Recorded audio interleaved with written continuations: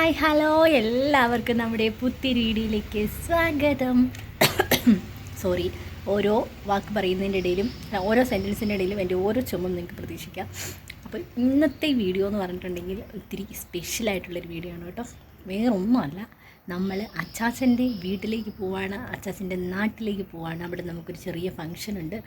അപ്പം അതിന് വേണ്ടിയിട്ട് പോവാണ്. അപ്പോൾ ഫംഗ്ഷൻ്റെ വീഡിയോസ് കാര്യങ്ങളൊന്നും ഞാൻ എടുക്കത്തില്ല, മറിച്ച് നമ്മൾ വീട്ടിലേക്ക് പോവുകയാണ്. അപ്പോൾ അതിൻ്റെ ഒരു സന്തോഷം, ഒരു എക്സൈറ്റ്മെൻറ്റ്. പക്ഷേ എനിക്ക് യാത്ര എന്ന് പറയണത് എനിക്ക് ഒട്ടും പറ്റത്തില്ല. ബൈക്കിനാണെങ്കിൽ എനിക്ക് എവിടെ വേണമെങ്കിലും ഈ ലോകം മുഴുവൻ ഞാൻ സഞ്ചരിക്കും, പക്ഷേ എനിക്ക് കാറിന് ഒട്ടും യാത്ര ചെയ്യാൻ പറ്റത്തില്ല. എന്നാ വിധത്തിൽ ഇപ്പോൾ വന്ന് വണ്ടി കാണാൻ പോലും അതായത് ഇവിടുന്ന് എനിക്ക് പള്ളി വരെ പോലും കാറ് യാത്ര ചെയ്യാൻ പറ്റണില്ല. അതെന്താ സംഭവിച്ചതെന്ന് എനിക്കറിയില്ല. കാറിനകത്ത് കയറുമ്പം എന്താണെന്ന് അറിയത്തില്ല, സീറ്റിൻ്റെയൊക്കെ ഒരു സ്മെല്ലും എന്താ സംഭവിക്കണേ. ഫുള്ള് വിൻഡോ എല്ലാം തുറന്നിട്ട്, അതായത് ഗ്ലാസ് എല്ലാം തുറന്നിട്ടിട്ട് എ സി ഒന്നും ഇല്ലാണ്ട് കാറ്റ് കൊണ്ടുപോയാലും പ്രശ്നമാണ്. അറിയില്ല കേട്ടോ. അതുകൊണ്ട് എനിക്ക് യാത്ര ഓർക്കുമ്പോൾ പേടിയാണ്.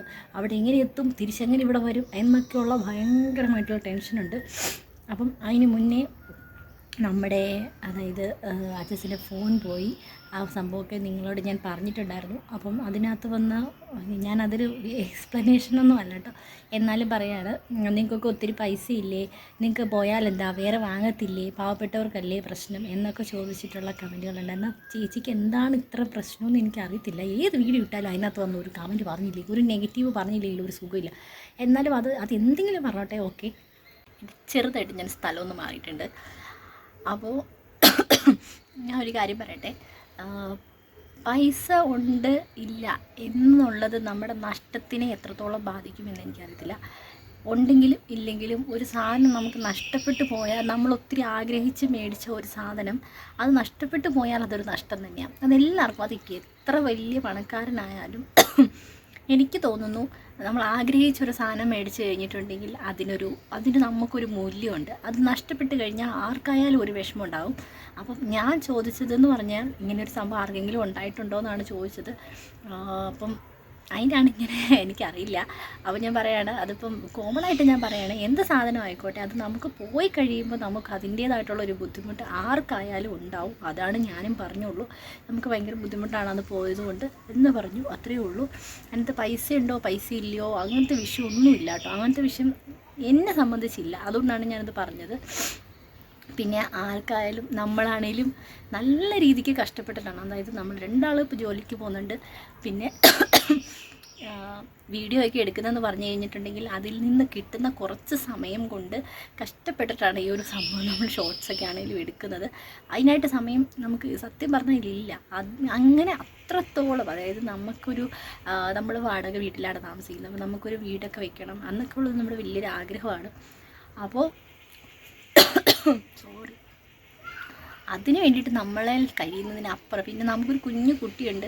അപ്പോൾ അവളുടെ കാര്യം എന്തായാലും നമ്മളല്ലാതെ പിന്നെ വേറെ ആരാ നോക്കുക. അപ്പോൾ അതിൻ്റെ ഇടയിലൊക്കെ എല്ലാ കാര്യങ്ങളും കൊണ്ടുപോകുന്നുണ്ട്. അപ്പോൾ കഷ്ടപ്പെടുന്നുണ്ട്. അതുകൊണ്ട് ആണ് നമുക്ക് ആ ഫോണാണെങ്കിൽ എന്താണെങ്കിലും നമുക്ക് വാങ്ങിക്കാൻ പറ്റിയത്. അപ്പോൾ അത്രേ ഉള്ളൂ. അതിനെക്കുറിച്ച് പറയാത്ത എന്തായാലും ആരെന്തെങ്കിലും പറഞ്ഞോട്ടെ, നോ ഇഷ്യൂസ്. പക്ഷേ നഷ്ടത്തിൻ്റെ മൂല്യം എന്ന് പറയുന്നത്, നഷ്ടത്തിൻ്റെ മൂല്യമല്ല, നഷ്ടം എന്ന് പറയുന്നത് നമ്മൾ ആഗ്രഹിച്ച് വാങ്ങിക്കുന്ന ഒരു സാധനത്തിൻ്റെ നഷ്ടം അത് എല്ലാവർക്കും ഒരുപോലെയാണ് എന്നാണ് എൻ്റെ ഒരു വിശ്വാസം കേട്ടോ.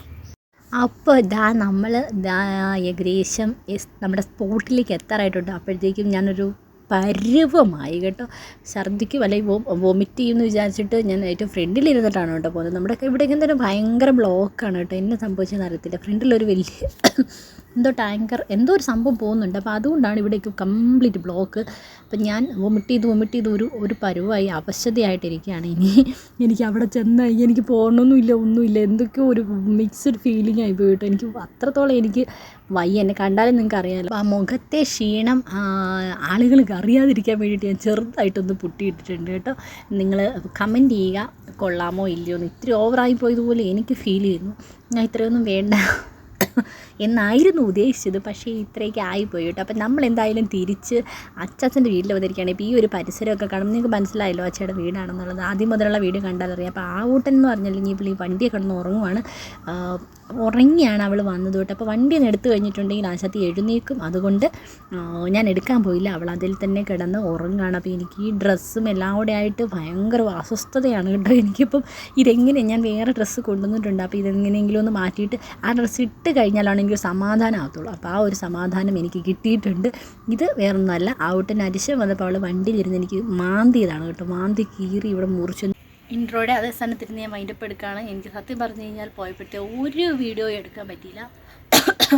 ഇവിടുന്ന് കയറിയത് ഒരു കുറച്ച് സമയമൊക്കെ ഞാൻ ഓക്കെ ആയിരുന്നു കേട്ടോ. പിന്നെ എനിക്ക് അങ്ങോട്ട് വോമിറ്റിങ് തുടങ്ങിയിട്ട് ഒരു രക്ഷയുണ്ടായിരുന്നില്ല കേട്ടോ. ഞാനിവിടെ നിന്ന് കഴിക്കാണ്ട പോയ വെറും വെള്ളമാണ് ഞാൻ വോമിറ്റ് ചെയ്യുന്നത്. എന്ത് പ്രശ്നമൊന്നും എനിക്കറിയില്ല. എനിക്കറിയായിരുന്നു ഒത്തിരി പ്രശ്നമുണ്ടെന്ന്, എന്നാലും എനിക്ക് പറ്റണില്ല. അതിൻ്റെ ഇടയ്ക്ക് നമ്മൾ തന്നെയാണെങ്കിലും കുഴപ്പമില്ല, ഞാൻ ആ കുഞ്ഞിനെയും കൂടെ മാനേജ് ചെയ്യാൻ പോകുമ്പോൾ എനിക്ക് ഒട്ടും അവളിങ്ങനെ അതിൽ കൂടെ ഓടി അങ്ങോട്ടും ഇങ്ങോട്ടും ഓടി നടക്കുകയാണല്ലോ.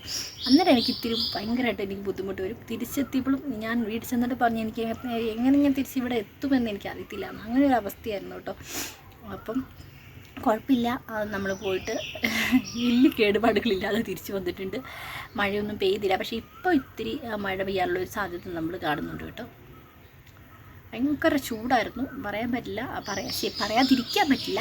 അച്ചാച്ചൻ്റെ നാട്ടിൽ, അതായത് കണയങ്കവയലിൽ ചൂടൊന്നുമില്ല കേട്ടോ. കണയങ്കവയൽ ഇവിടുത്തേക്കോളം അടിപൊളി നല്ല ക്ലൈമറ്റാണ്. അതായത് എപ്പോഴും ഒരു കൂളിംഗ് ഉള്ള ഒരു AC യിൽ നമ്മളിരിക്കുന്ന ആ ഒരു സെറ്റപ്പ് കണയങ്കവയൽ കേട്ടോ. പക്ഷേ നമ്മൾ പോയത് മുണ്ടക്കയത്താണ്. അവിടത്തെ ചൂട് പച്ചേ അയ്യോ പറയാൻ വാക്കുകളില്ല എനിക്ക്. ഞാനൊക്കെ അതായത് നമ്മൾ ഹൈ റേഞ്ചിൽ നിന്നിട്ട് നമുക്ക് അങ്ങോട്ട് പോകുമ്പോൾ നമുക്ക് ഒട്ടും പിടിച്ച് നിൽക്കാൻ പറ്റത്തില്ലാത്തോളത്തെ ചൂടാണ്. ഉരുകി അതെൻ്റെ ഡ്രസ്സും എല്ലാം ആയപ്പോഴത്തേക്ക് എനിക്ക് ഭയങ്കര ബുദ്ധിമുട്ടായിപ്പോയി. എനിക്ക് നല്ല അവിടെ ഉള്ളവർക്ക് പ്രശ്നമില്ലായിരിക്കും അത്രത്തോളം, പക്ഷെ നമ്മളിവിടുന്ന് ചെല്ലുമ്പോൾ നമുക്ക് ഭയങ്കര ബുദ്ധിമുട്ടാണ്. പിന്നെ അത് കഴിഞ്ഞ് തിരിച്ച് അച്ഛൻ്റെ വീട്ടിൽ വന്നു കഴിഞ്ഞപ്പോഴാണ് ഒരു ആശ്വാസമായത് കേട്ടോ. അതായത് അവിടെ നിൽക്കുമ്പോൾ ഞാൻ പറഞ്ഞില്ലേ ഈ ഒരു കൂളിംഗ് എഫക്റ്റാണ്, AC-ക്കകത്ത് നിൽക്കുന്ന ഒരു ഫീൽ. അത്രയും നല്ല ക്ലൈമറ്റാണ് കേട്ടോ. നമുക്ക് ജീവിക്കാൻ ക്ലൈമറ്റ് ബേസ് ചെയ്ത് പറയുവാണെങ്കിൽ സൂപ്പർ ക്ലൈമറ്റാണ്, നമുക്ക് ജീവിക്കാൻ ഒരു പ്രശ്നമില്ല കേട്ടോ. അതായത് അവിടെ കഠിനമായിട്ടുള്ള ഒരു വെയിലേ ഇല്ല, വരാറില്ല അങ്ങനെ ഞാൻ നിന്നിടത്തോളം കേട്ടോ. ഇപ്പം നമ്മുടെ ഒരു ചെടി ഞാൻ എപ്പോഴും വീഡിയോയിൽ കാണിക്കാറില്ല, ആ ചെടി അവിടെയാണെങ്കിൽ ഞാൻ മുറ്റത്താണ് വെച്ചിരുന്നത്. അപ്പോൾ നല്ല അടിപൊളിയായിട്ടിരിക്കും. പക്ഷേ ഇവിടെ കൊണ്ടുവന്ന് ഈ പുറത്ത് വെച്ച് കഴിഞ്ഞിട്ടുണ്ടെങ്കിൽ അത് 2 ദിവസം കൊണ്ട് കരിഞ്ഞു പോകും. അതാണ് ആ ഒരു ഡിഫറൻസ് കേട്ടോ. അപ്പോൾ ഞാനത് പറഞ്ഞതേ ഉള്ളൂ. അപ്പോൾ എന്തായാലും കുഴപ്പമൊന്നുമില്ല, അടിപൊളിയായിട്ട് പോയിട്ട് വന്നു. പോയിട്ട് നമ്മൾ അന്നേരം തന്നെ തിരിച്ചു പോകേണ്ടി വന്നു കേട്ടോ. നാളെപ്പാട് കുറച്ച് സമയം നിന്നോളൂ. എന്നിട്ട് അച്ഛൻ്റെ ആൻറ്റി, അതായത് പപ്പയുടെ പെങ്ങൾ, നമുക്ക് കുറേ മാങ്ങാപ്പഴം, ചക്ക ഇതെല്ലാം തന്ന് വിട്ടിട്ടുണ്ട്. അപ്പോൾ ഈ ചക്കയൊക്കെ ആയിട്ട് നമ്മൾ ചക്ക നമ്മൾ വീട്ടിൽ കൊണ്ടുപോകണം കേട്ടോ. വീട്ടിൽ പോയിട്ട് എല്ലാവരും കൂടെ കൂടി അത് വെട്ടി വേവിച്ച് അതൊരു വൈബാണ് കേട്ടോ. അപ്പം ഞങ്ങൾ 2 അല്ലെങ്കിൽ ഞങ്ങൾ 3 കൂടി ഇവിടെ ഇരുന്നിട്ട് ഒരു രസമില്ലാതെ അപ്പം നമ്മൾ ചക്കയൊക്കെ ആയിട്ട് വീട്ടിലോട്ട് പോവുകയാണ്. അപ്പോൾ അവിടെയാണ് നമ്മൾ ചക്ക വേവിച്ച് നമ്മൾ ചക്കയും പോത്തും ഞങ്ങൾ വിളിച്ച് പറഞ്ഞിട്ടുണ്ട് ഞങ്ങൾ ചക്കയൊക്കെ ആയിട്ട് വരുന്നുണ്ട്.